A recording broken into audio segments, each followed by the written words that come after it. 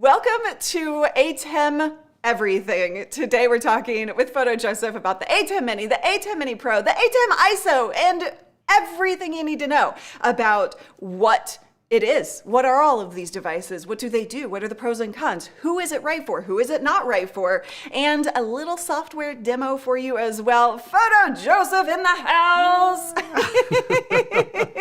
That I am. Good morning to you, Loretta. It is very lovely to see you again. Now, I know several people in my chat were saying that they love your channel. And so some people already know you, but for everybody who doesn't know you, he talks about photo and video gear and techniques. So if you're into that stuff, did I say it right? You got it. You nailed it. I was screwing that tagline up so badly during practice. And then I threw a wrench in. I'm like, actually, it's just all about barbecue and whiskey. So, and I was like, wait, what? Wait, what? Now, we've known each other for a very long time. We have. And gosh, I don't know. It's been a while since we saw each other. And then I hit you up out of the middle of nowhere. I was like, you have to come on the show. Last time we had a face-to-face was a little over a year ago in LA at Vid Summit. Yeah. Vid Summit, man, that was online this year. Okay, good. I'm glad everybody's excited about this show and about the topic for sure. So you guys are in for a treat.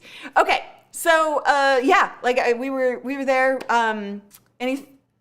But now we're here. We were there and now we're here. I didn't know how to transition that. I don't know either. But Vid Summit last year, that was the last time we saw each other in person. That was a blast, as always. Vid Summit's always a great old time.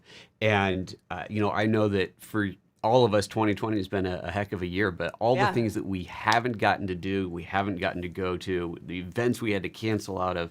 I was supposed to go to India this year. Actually, I should have been just about coming home right around now, or maybe a couple weeks ago. But I was supposed to be doing a workshop in India that obviously had to get canceled because of the COVID, right? So that sucks. Yeah, that was such a shame. But so much got dropped out this year. Yeah. Hopefully we'll get to do it next year. But it has been a heck of a year. Keeping busy though, for sure. And I know you have as well. When you do the workshops, you're teaching people all of the techniques and the gear and stuff? Yeah, it's a photography workshop. It's kind of a adventure travel, food photography workshop. In fact, I started working with a company that does the back-end planning for me on another event, but we haven't scheduled it obviously because of all the pandemic. But it is specifically a food and photography through southern India tour. That's going to be another wild one because the food in that region is incredible, and I love to eat and I love photography, and I figure, hey, if I can do both at the same time, then why not? So that's what that's. But anyway, one of these days, just make sure you're following on the socials for anybody who's interested in that sort of thing, because that'll get announced whenever this sort of thing can happen again. And by the way, you guys may not see his live streams on his channel because he does move those to members only after the live is over. But he does stream once a week. Every week. Yeah, once a week.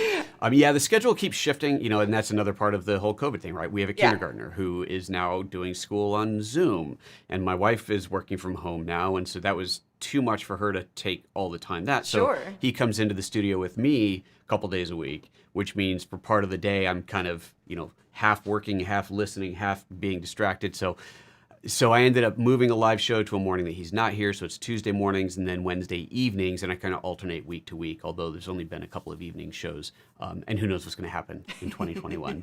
Who knows? It is what it is. YouTube.com/PhotoJoseph. That's all you need to know. Go there, subscribe. You got the routine. You know what to do. So we've got lots of questions coming in about the ATEM Mini. So let's get onto it. What is the ATEM Mini? What is the ATEM series? What does it do? Let's give an overview and then we can dive deeper. Yeah, absolutely. Okay, that's a good way to start. And I also want to make it clear, even though I'm going to be talking about this with a lot of passion because I really do love this product, I am not represented by Blackmagic. I'm not paid by Blackmagic.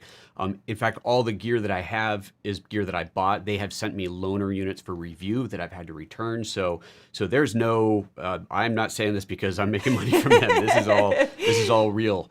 That's how you really know. Yeah, and that's why I pinged you, because I was like, I could see the passion in your videos about the ATEM Mini. And around here, we don't tend to recommend the ATEM Mini specifically. It's not in our gear list.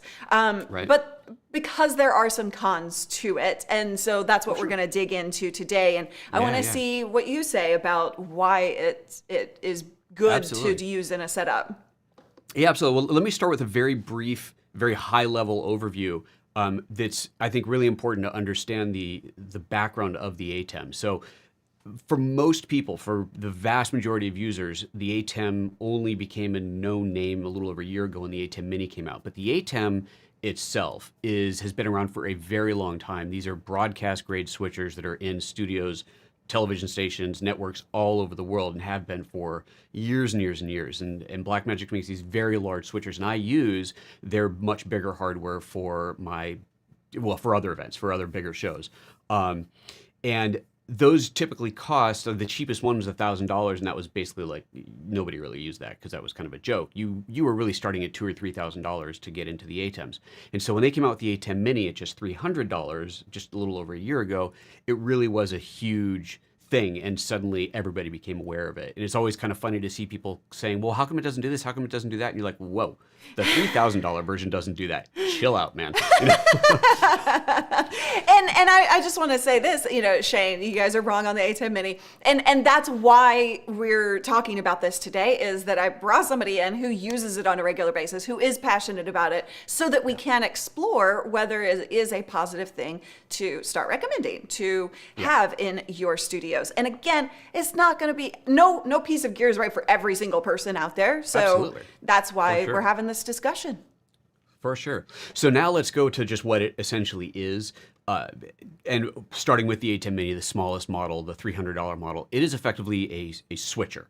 You have 4 HDMI inputs, and those can be a camera, they can be a computer, just plug in your HDMI out so you're mirroring to it. It can be an iPad or an iOS device using an HDMI adapter. Basically anything that has an HDMI output can go into the ATEM Mini. So you got 4 inputs, and then you're switching between them. Camera A, camera B, camera C, camera D, or 1, 2, 3, 4, however you want to look at it.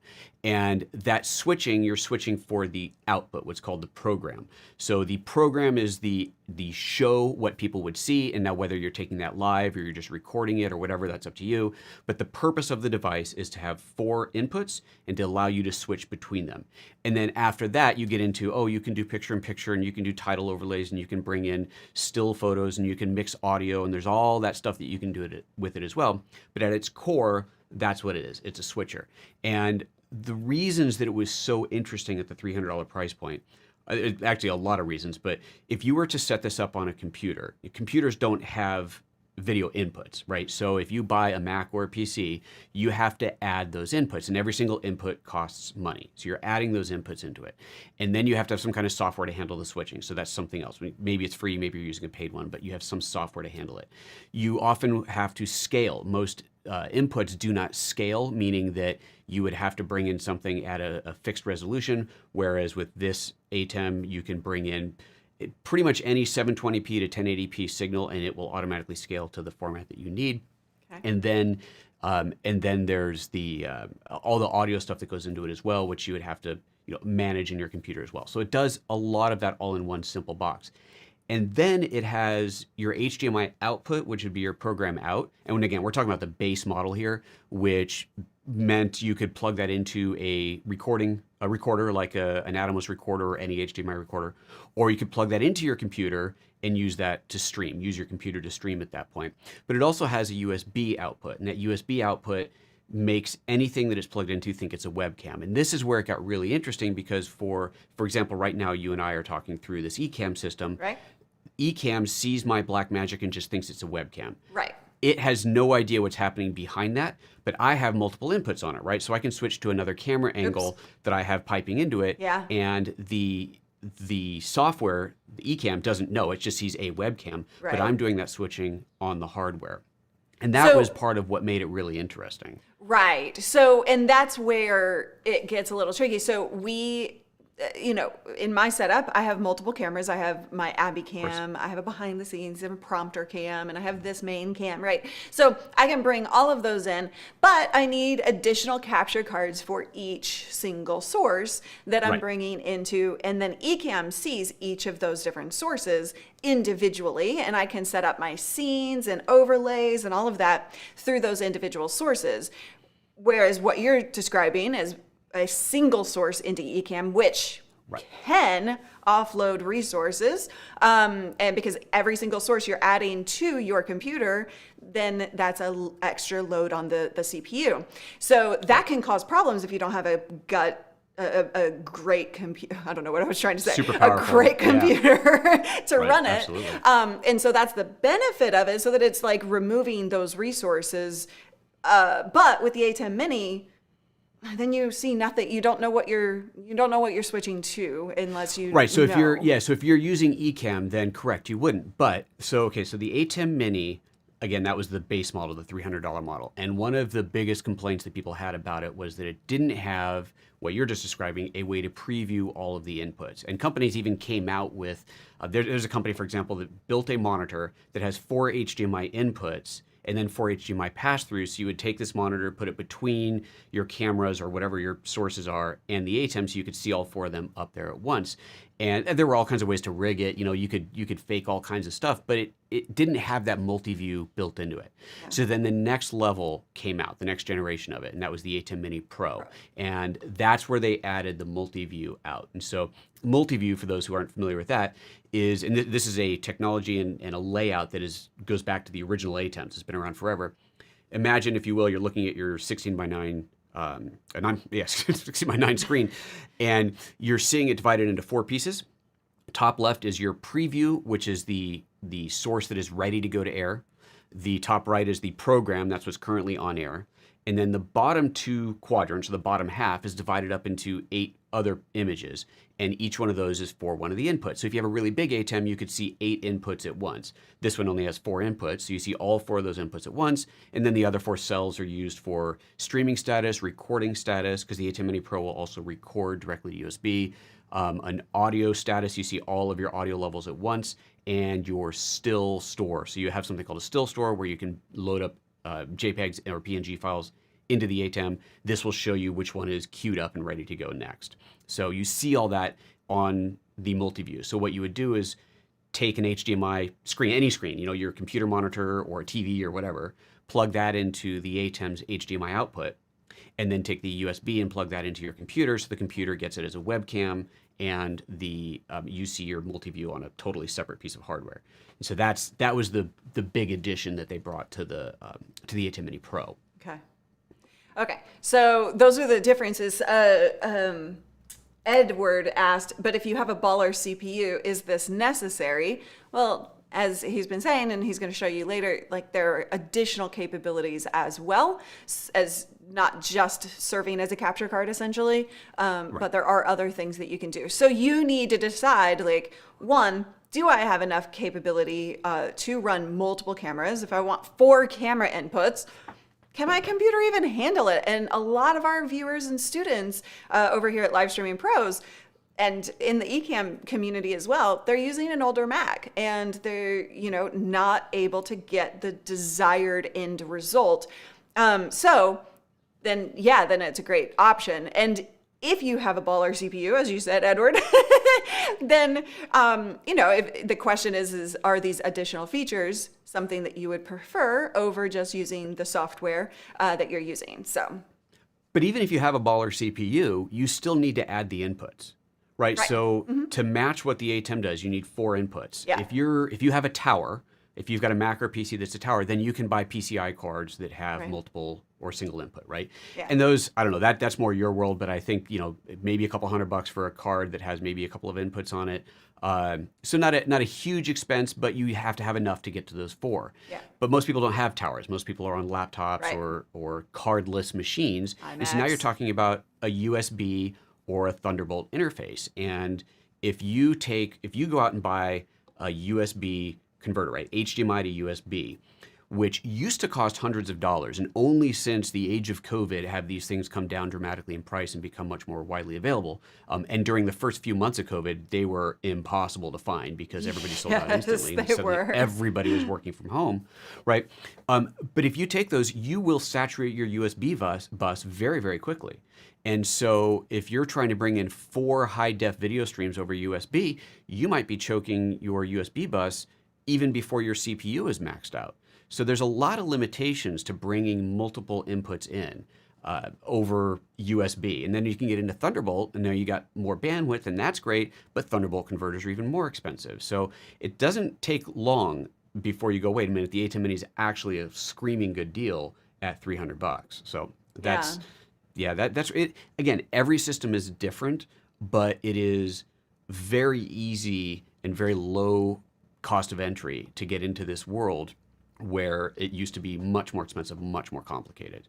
Okay, so the ATEM Mini, just to wrap back around on this, is $300. The Mini Pro is $600. $600, and then the ISO, which we haven't really Is talked $900. much about, is $900. Okay. Right. So then the big thing you get on the ISO, there's one significant difference. So I said that with the ATEM Mini Pro, so the middle range one, it added the ability to record. And an important distinction too, and this is a limitation that I'm really hoping they address at some point, there's one USB port on the ATEM. And that means you can either plug it into your computer, and your computer sees it as a webcam, or you can plug a USB drive into that USB port and use it to record. You can't do both simultaneously.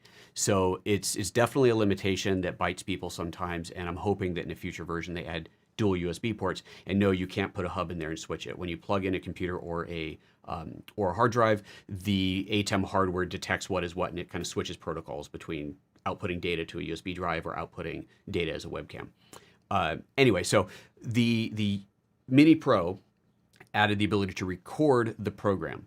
The Mini Pro ISO will record the program and all 4 of your ISOs. The ISOs are the isolated streams. So that's camera 1, 2, 3, and 4. It records all 4 of those. And it records an XML file that has all of your camera switches. Wow. So let's just say that I'm doing a live show and I'm, oh, and sorry, gosh, I didn't even mention that the Pro, silly me, the Pro also added the ability to live stream directly from it. It kind of, you kind of missed that part of it. Yeah. Right, so you no huge. longer need the computer to do the live stream, right? It has the live streaming built into it. So you plug that into an Ethernet jack, and now you've got the ability to go live directly from the ATEM Mini Pro. But what about all my fancy overlays? Well, you can do a lot of that, but this is one of the things when the difference between hardware and software, you can do more with software as far as like, oh, I want to customize this, want to use this font and so on. Absolutely no question, there's more flexibility when it comes to software. You can't throw comments, right? Like stuff like that. Right, not guests. natively. You Right. kind of you come up with ways to do it, and there's tons of different cool things out there. But what you're giving up on some of the kind of easy convenience whiz-bang features, you're replacing that with reliability, stability, lower system requirements, what you need. It's all built into the hardware. So anyway, so that ATEM Mini Pro gives you the ability to stream from it, right? So then the ISO, as I was saying, it also streams, of course, but it then records all of those camera angles and the XML file that's the switching. So if I'm doing a live show and I'm doing my switching, cutting through camera 1 to 2, 3 to 4, and so on, and doing my overlays and all this, at the end of the show on my USB drive, I've got the program, the final show recorded, plus all 4 cameras as single streams. And then if I load this into DaVinci Resolve, I will see all the camera switches, and I go, oh, I messed the timing here. I should have switched sooner.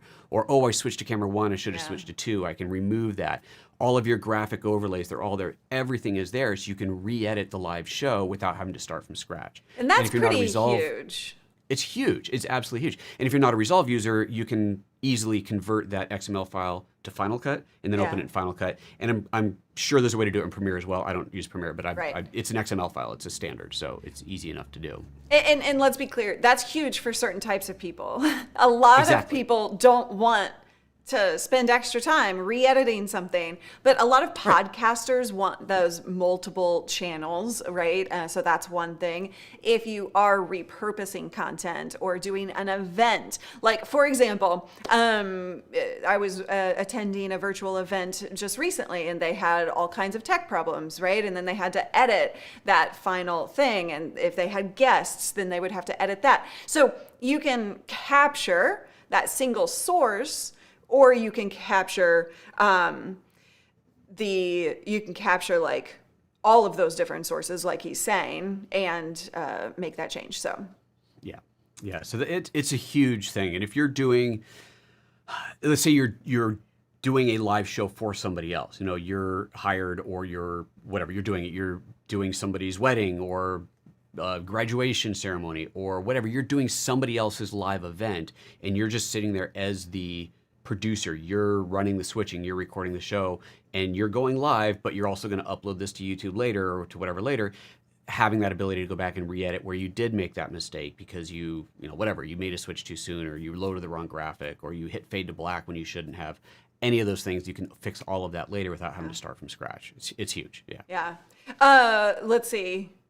Shane is pointing out, point is, if you're in a situation where you don't have ECAMM or vMix with you, you can still stream, and you can have picture-in-picture with overlays in the comments. Could be from another, I think that comment disappeared. But the like that is one thing for sure. And you have those capabilities. They're not as fine-tuned, like we were talking about, as you would get.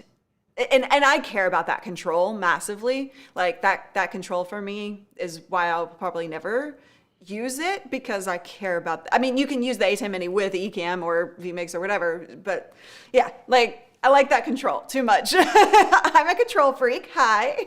Well, okay, but I think it's, so like if you were using ECAMM, obviously, right? And so you're using ECAMM to do your switching. So the ATEM doesn't necessarily fit into the ECAMM workflow very well, right? It's not really designed for that type of a workflow, because the ECAMM is meant to be doing all that switching for you. So it doesn't really work into that. It does if you're, I think the biggest benefit is if you don't have a powerful enough CPU. You know, it kind of boils down to that, because then it does work into the ECAMM workflow very, very well. Well, sure. Even if you're just using it as a single, just to switch cameras, you know, you can still load all your graphics with ECAMM. You're still going to do stuff like that. Maybe screen share, bring in guests like we're doing here, which is great. But if you wanted to switch your one camera input, you know, I'm looking at you right now with your background. If you wanted to switch that camera angle, then instead of having the multiple inputs into ECAMM, you would just hit the hardware switches to switch it, like, you know, like I can do here to load up a different output, right? Yeah. I just bring that up, and, you know, I can switch between these, and I've got, let's see, my iPad hooked up to it, so if I do that, switch over to that input. Oop, I guess I don't. Thought I plugged that in. Apparently I didn't. But anyway, so you can see all those different inputs. You switch between those as you go. Yeah. So we're going to answer a bunch of questions. We have a lot gathered. If you have questions, please put Q in front of your question. My team is gathering comments on all of the different channels that we're on right now. So just ask away, but put that Q in front of it so we can see it. Okay, anything else we need to cover before we go into Q&A? Or you wanted to show the software? Yeah. Let me just show the software just to kind of to show how this works a little. Oh, well, there's up on my screen. So hold your horses there. Whoops. So I want to show. That's okay. And what you actually saw was part of what I was going to lead into. But so this is the software interface, and this is not, I would call this is not what you would consider a user-friendly, like super easy to use interface, because this is based off the broadcast standard. The same software is used to control a bigger switcher. So for example, if I go up here and I connect to my other switcher, my bigger one, which has 20 inputs in it, I switch over to this, you see the exact same interface. But see, I can't really make this much bigger and still see everything. But if I make this window bigger, you'll see more of these buttons. I can go if you want to go full screen. I can go full screen. Nope, I can't. Oop, you can't. That was mine. That's okay. Don't worry about it. You would just see more of these buttons, and you'd see more of the inputs, more of the control. But it's the same basic interface. So here I'll switch back to the little one, to the ATEM Mini. And when I switch over to it, it is exactly the same. You just see some of the buttons are grayed out. So it's the same thing. But all of the switching can be done here in software. So there's camera 1, 2, 3, and 4. And if I click this, well, here you can see both now. So you can see my preview on my camera output, which is now a camera out in the studio. And I switch back to camera 1 and you see that there. Right, so that switching can happen in there. You can, if you wanted to do a dissolve between, you could set up the camera 4 preview and then you could dissolve between them. You can do that manually. You can do fades and dips and all that basic kind of transition stuff is there. But this is where you get into things like the keys, the upstream keys, your downstream key, what that allows you to have multiple inputs, picture-in-picture, graphic overlays, and so on. You go to your media browser. I only have one graphic in here right now, but this could be a JPEG that's full screen, or it could be a PNG with transparency that gets overlaid over whatever else is happening. So if I want that lower third graphic on there, this is where I'd pull that in. You have your audio controls. So here we see the audio mixer. Can you do video transparency like snow? You cannot do video transparency like snow, not without going to the bigger ATEMs. Okay. I mean, you actually, I take that back. You could, but it would require some significant external hardware. It's not really. Oh, okay. But that's where you use ECAMM to add little effects like that, right? Anyway, so there's the audio input. So every video input, so here's camera 1, 2, 3, and 4. Every video input has audio with it, plus it has 2 dedicated audio inputs. So you can see, for example, what's interesting, I wonder if it stopped playing, but there's oh no, it's there. So there's music. You should be hearing music now coming through my, an iPod that is constantly connected to the ATEM. It's just playing on loop and playing some licensed music that's always on loop. And so anytime I want to go to music, I can just enable that and there's the music on there. And that's part of my intro sequence or whatever, right? And then you have, like, say, your dynamics. And this is where you heard when I turned this off, you were hearing a lot of background noise because for whatever reason, we've had to really kink up the levels to send to you.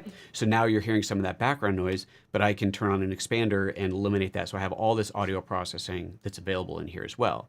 And you even have audio delay. So if you're bringing in audio over the direct input, but your video is coming in over HDMI, they're not going to be in sync. And so this audio delay here will allow you to shift the sync on those. So you have all of this control in here. It's really, really powerful. It's not super easy, but once you kind of wrap your head around it, it becomes incredibly powerful. It's one of these like building blocks. It's like Legos. A pile of Legos doesn't look like much, but once you start building something with it, you realize that you can build anything you want with Legos. It's not limited to, oh, you have this toy and that toy and this toy. With a box of Legos, you've got every toy in the world. Yeah. And that's kind of how this works. Okay. The last thing I'll throw in there on the software is the macros. So if I bring up the macro list right now, you see these macros that are created earlier, and these macros are a string of events. So I hit record and I start doing things on screen, and those are all recorded so that I can call them up with a single button push. So if I go to run this, and I won't do it now, but if I hit prep to open, it would automatically switch to my the graphic that's in the still store. So it would pull up this graphic here. It would load a let's see here, it would load the downstream key, which would be coming off of my iPad to load my counter. It would turn off my microphone and turn on the music, right? It does all of that at once. Okay. And so that's where you get into these more complex things that you can do in there. I mean, you asked about the comments. So there's no built-in comment system, right? Because that's like, it's completely outside of what this thing would do. But there's different ways you can do it. Like I can bring in the comments. I can just do a split screen, for example. So like here's a comment window. I could bring this window up as a split screen. But so one of my friends here on YouTube, and who I think is watching the show right now, Aaron Parecki, he's designed this thing with this really cool plugin for Chrome that pulls up a comment. So like here, I'll pull up a comment on my channel, and you see it pop up big here on the bottom.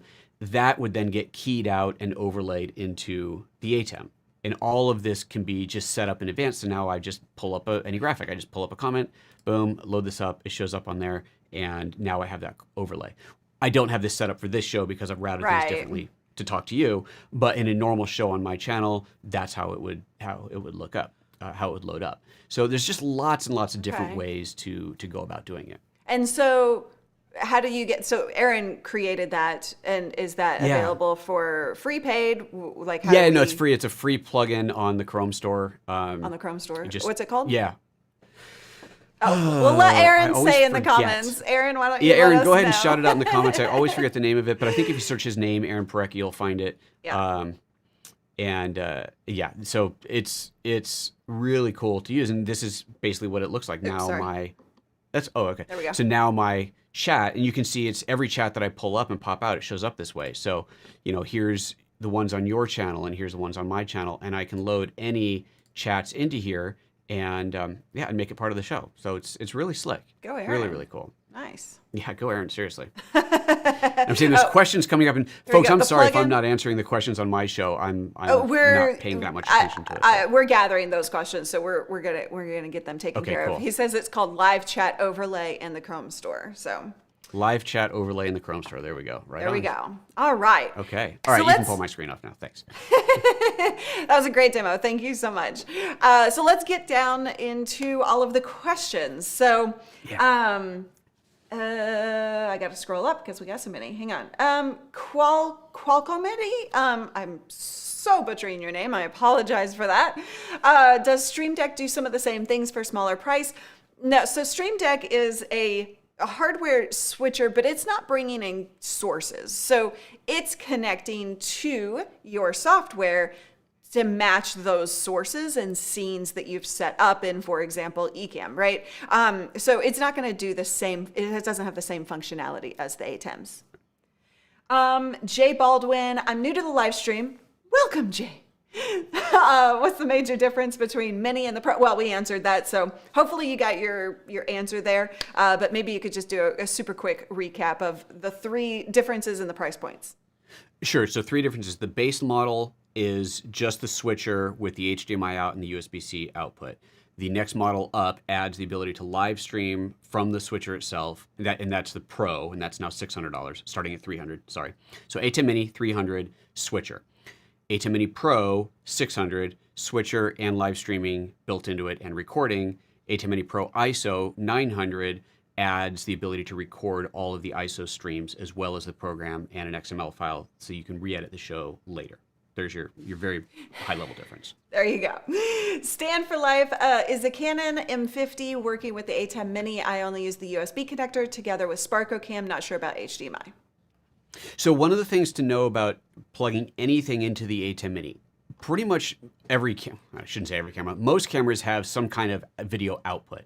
If your camera has an HDMI out, then you can plug that HDMI out into the ATEM Mini. But here's the thing you have to be careful of. A lot of lower end cameras do not offer what's called a clean HDMI out. Right. Clean HDMI out means that all of the menu overlays, the graticles, all the crap that's on screen to tell you what's going on can be removed. And a lot of cheaper cameras don't do that because, I don't know, they're really designed for plugging it into your TV to hit play on the camera and watch it on your TV. That's what they're really designed for. Whereas slightly higher end cameras, and I don't want to say it's like super expensive because these days most decent mirrorless cameras will do a clean HDMI output. Right. They're designed more because you might be hooking it up to an external recorder. Let's say you're using like an Atomos recorder. You obviously don't want your menus on the final video, so you have to be able to remove all that. So it's the same thing here. As long as you can get a clean HDMI output, it'll work. Yeah, which the M50 does not have clean HDMI. That's why you're having to use SparkoCam. But the new M52, the Mark II, does have clean HDMI. So you have to get that newer version if you're going to use the M50. But it sounds like you already have the M50. So in that case, the one you have is probably not going to work. Greg, when routing video through ATEM, do you send the audio through the camera HDMI so that it's in sync with the video? Great question. Yeah, that is the easiest way to do it for sure. You have the same audio controls on audio coming in through the camera as you do from audio that you plug in directly. And the advantage of routing it through the camera is that it will be in sync. So if anybody's not sure why that's happening, all HDMI cameras have a delay in their output. It's part of the process of processing the video from the raw signal that's hitting the sensor to an HDMI output. I don't care if you're working with a $500 camera or $5,000 camera, there's a delay. And that delay can be anywhere from, I'd say 3 frames on a 30p timeline. 3 frames is probably the lowest I've ever seen, up to 8 or 9 frames is the highest. And that's a lot, right? If you have your video coming in through the ATEM obviously, which obviously you would, and that's coming in 8 or 9 frames later than real time. But your audio, which is always processed in real time, that's going directly into the ATEM is coming in real time, there's a shift. So you have to bring them into sync, which the ATEM does have the ability to do. It's easier to just route your audio through the camera, and that way they are merged in the camera, and then they are sent out over the HDMI in sync. That's the easiest way to do it. Got it. Love that. Okay, are you guys enjoying this? Let me know in the comments. Give me a big yes or no in the comments. And if you say no, then I'm booting Joseph out. Oh man! No, I'm just joking. This is like it's like the island, huh? We're gonna find out who gets kicked off the island. Totally. No, but is this helpful? Is this valuable? Shark says yes. We've got a bunch of yeses. Darn tootin'. We got a darn tootin'. Okay. So Geeks Live is asking, can you send each source out individually via NDI? No. So NDI is not something that's built into the ATEM. That would make it a lot more expensive. NDI is a license thing that they would have to pay for each one, and it would require additional hardware. But no, it does not have NDI out. That would be a great other feature to add to it in the future for sure. Bug Bob on your channel says, yes, enjoying this, but PhotoJoseph has better dance at the end. We do dance this out. I didn't even tell you that. We don't not only do thanks. We don't we do dance it out as well. So I forgot to tell you that as well. Sorry. Sammy says, what's the best model if you're a content creator / live streaming I think, Sammy, you've probably gotten your answer by now, talking about all of the different pros and cons of each of those options. If not, then just let us know. John White says, have you connected an ATEM Mini to Elemental Link? To an Elemental. So an Elemental is Amazon hardware for live streaming. I have not, but the Elemental can take any HDMI input. So there's no reason that it wouldn't work. It's just HDMI straight into it and off you go. Okay. Then we have, basically he wants to send commands back from AWS instance of vMix. So that was his goal. That's not something I've played with at all. I don't think there'd be any way to control. If you're talking about controlling the ATEM by AWS, I don't know that there'd be a way to do that. But maybe there is. I mean, you can.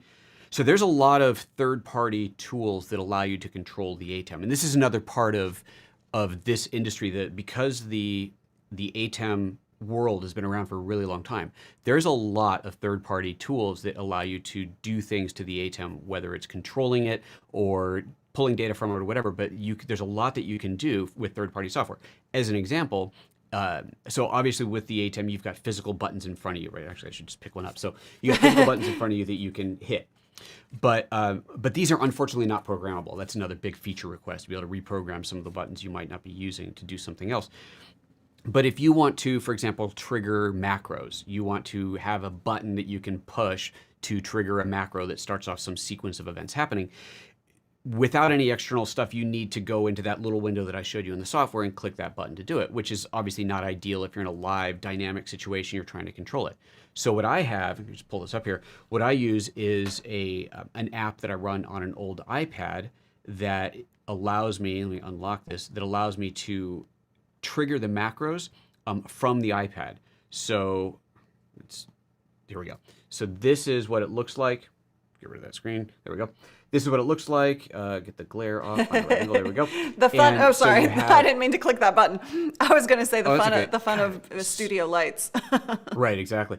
So each one of these buttons is a macro. If I tap one of these right now, it's going to trigger that macro. And so I keep this as my switcher in front of me. You mentioned the Stream Deck. You can use the Stream Deck with it as well. That has an integration. There's a lot of cool things you can do with that.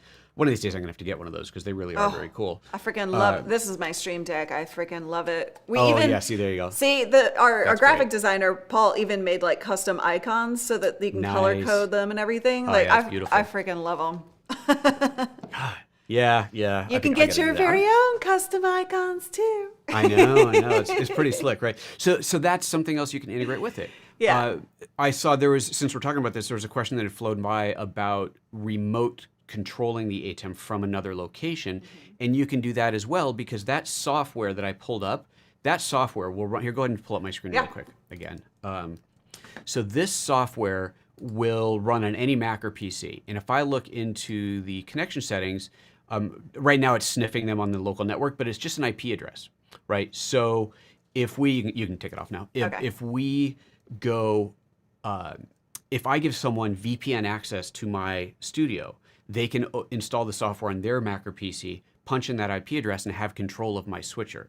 And so you can grant someone a remote control, and multiple people can be connected at the same time. So you could have a dedicated audio guy who's working on the audio. He's taking care of audio. Someone else is taking care of loading up graphics. Someone else is doing the switching. Multiple people can have access to the same hardware over multiple instances of the software, and they don't even have to be in the same building. That's amazing. Stuff like that is really, really powerful. Yeah. And by the way, guys, if the language that he just used is confusing to you, don't worry about it. You're not there right now. You don't need to be there right now. You are where you are, and that's totally okay.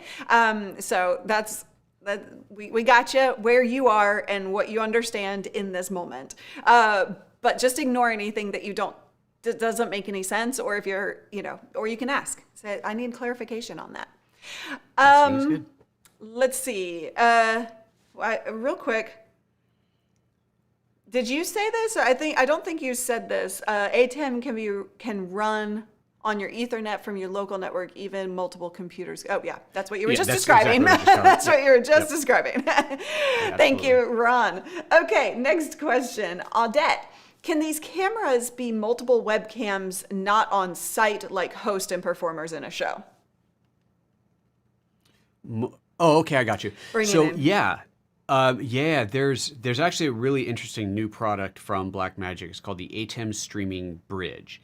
And I did an early test with this maybe a month or so ago with a single caller. We did another test a couple weeks ago with two callers. And I'm setting up for a show in late January that is going to be a sponsored show by the DVE store. Shout out to them. They supplied me with 2 additional streaming bridges. And I'm going to do a show with 3 people calling in. And so what the streaming bridge does is it allows you to take now the caller has to have an ATEM Mini. This is either the Pro or the ISO.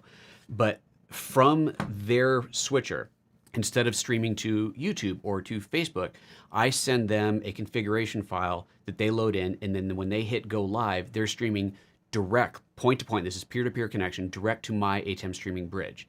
That bridge I can then plug into my ATEM Mini or my larger ATEM, and I can bring in multiple callers that way. So there's no limit to how many you could have. It's just limited to your bandwidth for receiving their signal, and then how many inputs you have on your ATEM.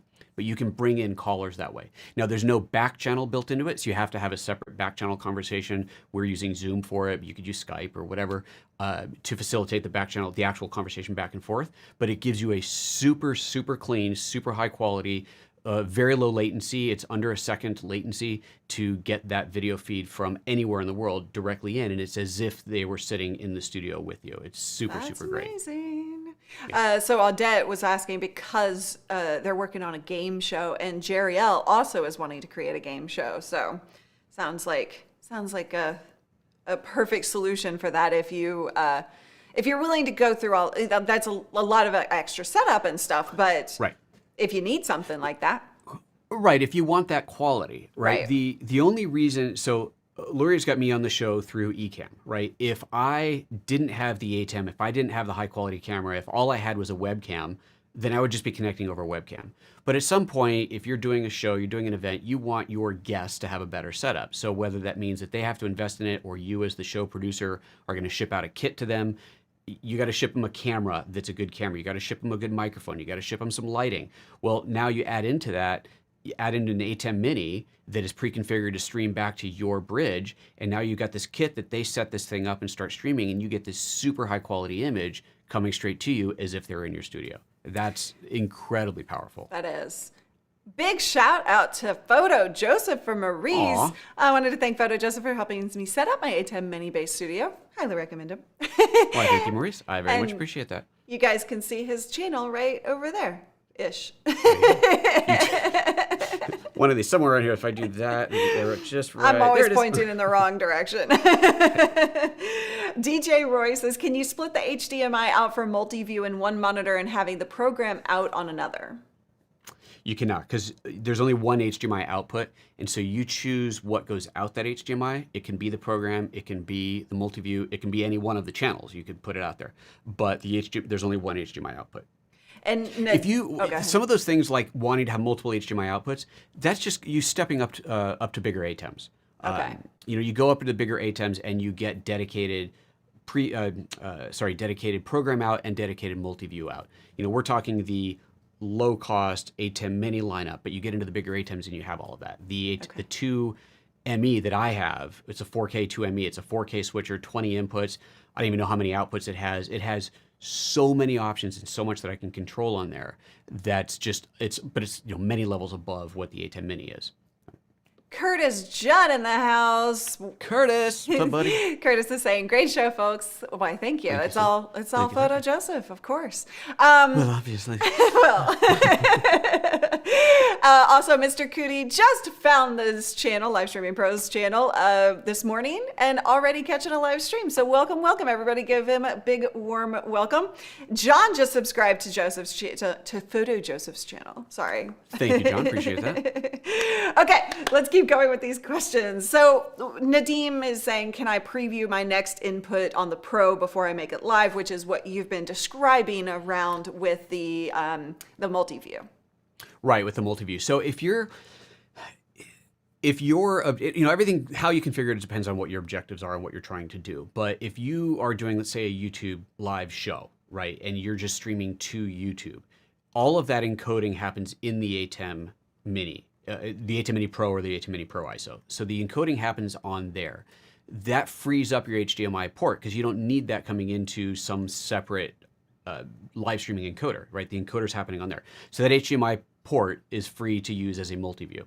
So then I plug in, again, a computer monitor, a TV, whatever you got, anything that's HDMI, you plug in there and now you can see all of your inputs at once. So you see all the inputs and you see the preview in the program.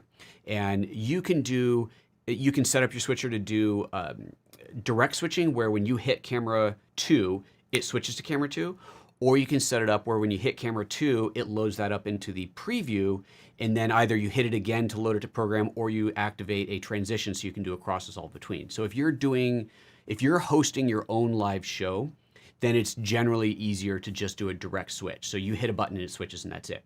And you can have it switch as a cut or dissolve or whatever you like.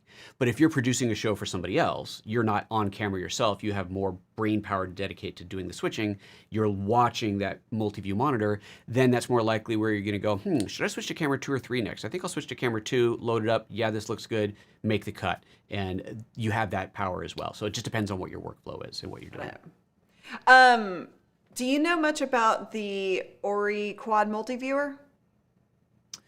That sounds like one of the monitors that has multiple inputs. So if you don't have the Pro or the Pro ISO, and I'm not sure if that's what it is, but it sounds like what it is. It's one of those monitors I described in the beginning where companies rigged up these things where you had 4 HDMI inputs and 4 HDMI pass-throughs, and you literally insert this monitor between your camera and the ATEM, and then you see all 4 of those inputs there at once. What you don't get with that though, and that's a great piece of hardware, it's a really cool thing to have, but you don't get your still store graphics. You don't see on there which input is loaded up for the preview. You don't see which one's actually live. You don't get any of that information. All you're getting from that is the ability to see each of your 4 camera inputs. So definitely convenient, but it's not a solution that replaces a true multi-view. Okay. Stan, also new, very big welcome to you, Stan. Thank you for being here. Haresh says, is it possible to achieve all below 3 things simultaneous using ATEM Mini? Number 1, chroma key background for camera as a single input so that I can change background. Number 2, logos, lower thirds, and names as an overlay in another input. Number 3, chat overlays as the third input. I want to use all 3 simultaneous using the ATEM Mini, which we talked about chat overlays already, but... Right. No, you added too many. There's too many. You were took good it until you one added the step chat in there. further. Right. So there's only one source that can be repositioned and moved and cropped and scaled. You can have your backplate, which can be a still graphic or a video feed. Your one that you can move around can have a green screen on it. You can key that out. You can have a graphic on top of that. It's a static graphic that's a PNG. You can load all of those together, but you've added a fourth level that I don't think there'd be a way to bring that in. You have your upstream key and your downstream key. I'd have to really think it through whether you could kind of finagle one to work so that you could do all of those at once. But off the top of my head, I'm going to say probably not. I'm also going to recommend that you watch Aaron's channel. He does pretty much all ATEM stuff, so he's kind of taken over as the ATEM king. And I would definitely recommend watching his stuff because he covers all these kind of trickery and advanced use on there. It's definitely a good place to go. Well, why did we have you here? I'm just joking. Well, that's a really good question, joking. frankly. I actually thought about reaching out to Aaron, but I didn't know if he. But he was busy, so you called me instead. Well, no. I was like debating whether I should have all three of us on or just you, yeah, or like. Fun. But I didn't know Aaron yet, and I haven't like connected. Oh, let's do that. So, let's do that next year. Yeah, for sure. Let's do that next year. Let's do it with all should three all of do us, it. Yeah. I know he'd be down for it for sure. Curtis, I was also thinking about reaching out to you, so. Hopefully you'll answer my messages. Sure. So I use a Camlink 4K capture card, which has HDMI, USB for my Zoom interviews. What difference would I see if I upgraded to the ATEM Mini? What improvements would I see to my current setup? Whew. Okay, can you read that again? Yeah, Sorry, I was half reading and I me realized, too. wait, you're I actually was reading a question, and I'm like, wait, what? Okay, say it again. Sorry. Oh, Aaron's in Portland? Bad guest. I did not know Yeah. Aaron's in Portland. Oh, okay. He says he'll be happy All the cool to chat. kids are in the Pacific Northwest. Well, obviously. So I use a Camlink 4K capture card, which has HDMI and USB for my Zoom interviews. What difference would I see if I upgraded to an ATEM Mini? What improvements would I see on my current setup? So the Camlink is just a single input, right? That's one camera, one HDMI converted to USB. The ATEM would give you 4 of those inputs on a single piece of hardware that you could switch between. That's effectively what you're looking at. Yeah. Plus a lot of audio control and all the other stuff. But as far as an input, it's 4 inputs, not 1, with a hardware switcher. So. Okay. And by the way, I've seen some conversation, and it's not making its way, because they weren't really questions for the ATEM Mini, but people are wondering how we're simulcasting to all of our channels, because we're on 5 different channels. Livestream Pro's Facebook and YouTube, ECAMM's Facebook and YouTube, and then yours as well. And right. He's coming into this program via ECAMM Interview, which is a feature of the ECAMM software. And there's a link to free tutorial and free trial and free training series in the description if you guys are interested in learning how that works. But also, where was I going with that? I totally just lost my train of thought. Restream, thank you. Keep me on track here. Gotcha, I gotcha. And then basically I've brought in PhotoJoseph's channel into my Restream, and we're sending that out all at once. Now, unfortunately, I had a problem connecting his account, so I had to bring him in via RTMP, which means I can't show comments from his channel, but we got it worked out. So that's how we're doing this. Most of the questions are showing up in yours anyway. Yeah, but you had some good questions over here too. Jeriel, what are you using for your audio mixer? I'm thinking of using my Mackie Pro or Rodecaster Pro. I've got a Rodecaster Pro. What do you have? For audio? Yeah, mixer, like for just audio mixing. Well, the ATEM. So yeah, you're bringing in audio. that through. So you're Right. not doing anything separate. I'm not doing a separate audio mixing, right? Perfect. Patrick, I think we already answered that. Let me know if not. Jared, what would be the best reason to use ATEM Mini instead of vMix to record with? I feel like we've answered like this multiple times, so I'm going to keep moving. Okay, audio sync drift over time with the Mini. It says show G Productions, like if you're streaming for 1 to 2 hours, is there an audio drift issue? Okay, so if there's any audio drift issue, that's going to be happening on the streaming receiving side, right? The hardware is sending out the audio and video in sync, whether you're streaming for a minute or for a year. There's no real way for it to become out of sync inside of the hardware. So if things are starting to drift, that happens on the receiving end. So that's a Facebook problem or a YouTube problem or wherever it is you're streaming to. In the case of when we started the show here, suddenly I was out of sync, and that has to have something to do with ECAMM's connection in there. It didn't have anything to do with the hardware on this end. So that's usually drift problems like that have to do with the software receiving end, not from where you're starting, not from what you're sending. Miles is totally kind of off-topic question, but kind of connected. Miles says, why aren't we seeing companies make webcams with HDMI to use with the ATEM?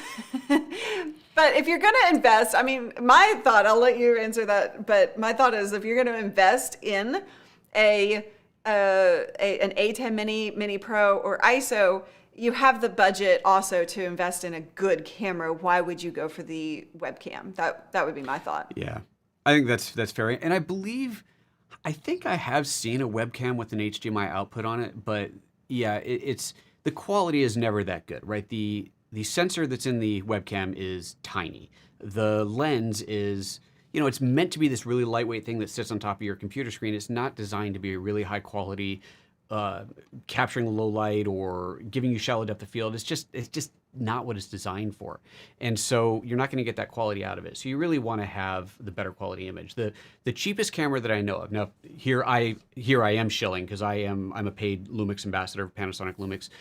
But the cheapest camera that I know of happens to be a Lumix that will give you that clean HDMI out, and that's the Lumix G7. It's $500 for the camera with a lens, and that camera's been around for, I'd say 4 years, maybe even more. So it's certainly not a new camera, but it will give you that clean HDMI output, and you're going to get a really good quality image, and it's awesome as a webcam camera. Plug that into your ATEM and off you go. If there's a cheaper proper camera, not webcam, but a cheaper real camera with clean HDMI out, somebody let me know, but I haven't come across one. Daniel is saying there are power issues with that as well. HDMI doesn't carry enough power from what I recall, so you need additional power.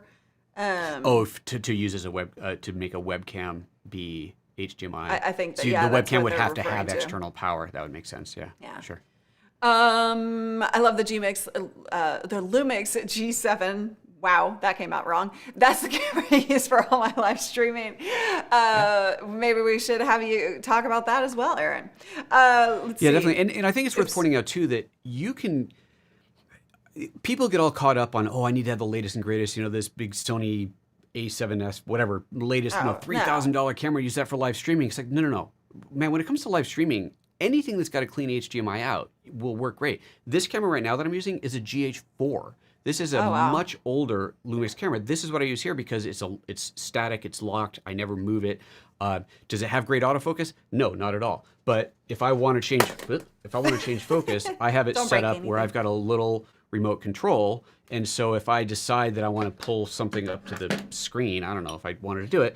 I saw Luria pick something up and the camera focused right on it, right? Yep. But if I do that, I can't do that. So I got to hit my little button and that's going to focus on it, and that's fine.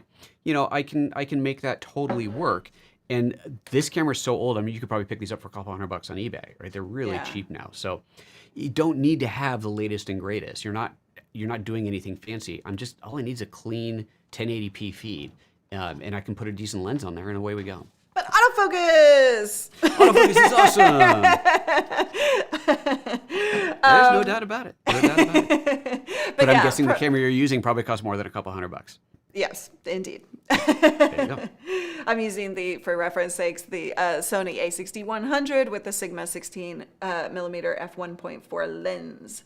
Okay, a couple of technical questions about how. Oh, we're past the hour. Are you okay? I just totally realized that. Oh wow, look at that. Okay, we'll not wrap for much this up. longer though. Yeah, it's Christmas Eve. Oh, I know. Yeah. By the way, thank you so much for hanging out with us on Christmas Eve. And thank you guys for hanging out with us on Christmas Eve. Tomorrow, we will be live on the Livestream Pros channels for Christmas Day. But just to hang out for the holidays. Okay, let's see. You guys, these are all like kind of more technical questions about why something isn't working. So he may not have the answers for that. But if you want to keep asking him questions, then he is, of course, at PhotoJoseph on YouTube. Yeah, a good place to ask those tougher questions is my live show. So that's There you go, yeah. Right now, the schedule might change because 2021's coming Yeah. and everything's changing. But generally, I do Tuesday morning 10 a.m. or Wednesday evening 9 p.m. and it's kind of an alternating week to week. And that's usually those shows are just general open Q&A. Come in, ask whatever you want. Nice. We can work through stuff. So that's usually the best place to do something like that. Or pop a question into a YouTube video and I will try to answer it there. Or publicly on Twitter is a good way to do it as well. Love it. Love it, love it. Thank you, Einar, for the super sticker. Appreciate you. All right, you guys, we are going to continue, bringing on amazing guests just like PhotoJoseph to help you get the most out of your live streaming. Definitely go follow him, and maybe I can convince him to come on into the Streamer Accelerator program from time to time as well. So, just putting you on the spot there. Just like with the dancing, because we're going to dance this baby out. Thank you so much.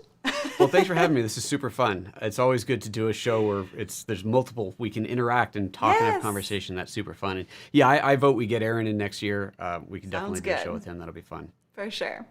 Thank you guys so much, and put your dancing shoes on because we're dancing this baby out, and I won't force you to do too much longer on the dancing. And I don't have my dancing button. Oh no. Where's my dancing button? Yeah, I found it. Thank you. See you next year. Bye everybody. Bye. Happy New Year.